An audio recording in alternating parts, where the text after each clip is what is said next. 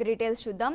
ఢిల్లీ మాజీ deputy CM Manish Sisodia కేజ్రీవాల్తో భేటీ అయ్యారు. CM పదవికి కేజ్రీవాల్ రాజీనామా ప్రకటన చేసిన తర్వాత ఆయనతో సిసోడియా తొలిసారి భేటీ అయ్యారు. సీఎం పదవికి కేజ్రీవాల్ రాజీనామా చేస్తున్నట్లు ప్రకటించారు. దీంతో తదుపరి సీఎం ఎవరన్న చర్చ మొదలైంది. ఈ నేపథ్యంలో పార్టీలోని కొందరు పేర్లు చక్కర్లు కొడుతున్నాయి.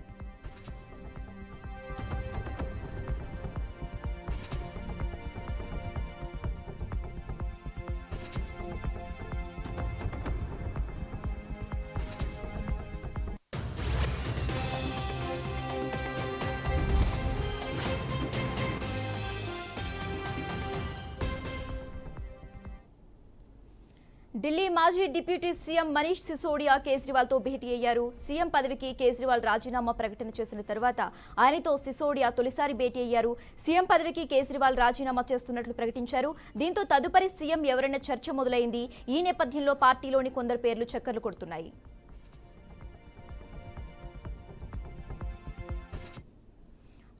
ఇక ఇదే అంశానికి సంబంధించి మా మేనేజింగ్ ఎడిటర్ చిదంబర్ అందిస్తారు. చిదంబర్, చెప్పండి.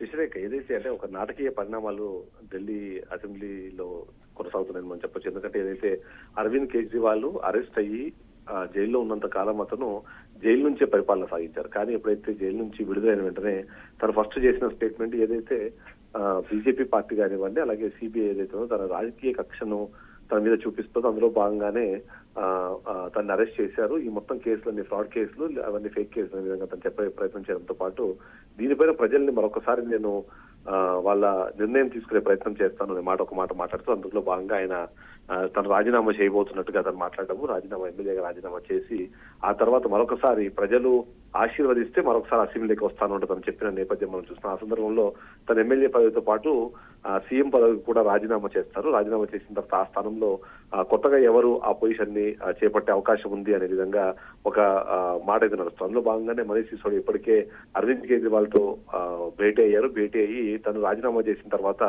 ఆ పదవిని ఎవరు చేపట్టాలి అనే విషయం పైన డిస్కస్ చేసిన నేపథ్యంలో కొన్ని పేర్లు మాత్రం ఇప్పుడు బయటకు వస్తున్నాయి.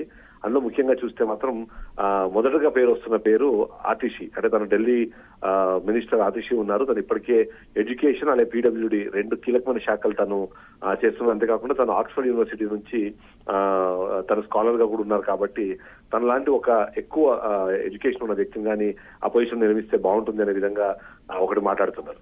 అంతేకాకుండా సౌరభ్ భరద్వాజ్ ని కూడా, అంటే ఇప్పటికే 3 సార్లు ఎమ్మెల్యేగా తను ఎన్నికైన సౌరభ్ భరద్వాజ్ ని కూడా సీఎం పోస్ట్ లో తను ప్రయత్నం చేస్తున్నట్టుగా మనకు అర్థమవుతుంది. మరొక కీలకమైన person AAP national executive and political affairs కమిటీకి ఇంపార్టెంట్ పర్సన్ గా ఉన్న రాఘవ్ చడ్డానికి కూడా అపోజిషన్ కోసము చెక్ చేస్తున్నట్టుగా మనకు అనిపిస్తుంది. ఇక కైలాష్ గెహ్లోట్ తను ప్రొఫెషన్ లాయర్ అయినా సరే తను కూడా సీనియర్ మెంబర్ గా ఉన్నారు. తను కూడా ఢిల్లీ గవర్నమెంట్ లో చాలా కీలకమైన పోర్ట్ఫోలియో అయిన ట్రాన్స్పోర్ట్ అలాగే ఫైనాన్స్, హోమ్ అఫైర్స్ ఈ 3 పదవులు కాబట్టి తనకు కూడా అవకాశం ఉందనే విధంగా చెప్పే ప్రయత్నం చేశారు. ఇక సంజయ్ సింగ్ రాజ్యసభ ఎంపీగా ఉన్నారు 2018 నుంచి. అలాగే ఆపుకు సంబంధించి మంచి ప్రామినెంట్ ఫేసెస్ లోను, అంతేకాకుండా పార్లమెంట్ లో స్పీచెస్ ఇవ్వడంలో కూడా ఈ వ్యక్తికి చాలా, ఈ నాయకుడికి చాలా కీలకమైన బాధ్యత పోషిస్తుంది. కాబట్టి ఈ 5 మంది పేర్లు కూడా ఇప్పటికీ సీఎం పోస్ట్ లో ఉన్నట్టుగా మనకు అనిపిస్తుంది. అందులో ముఖ్యంగా చూస్తే మాత్రం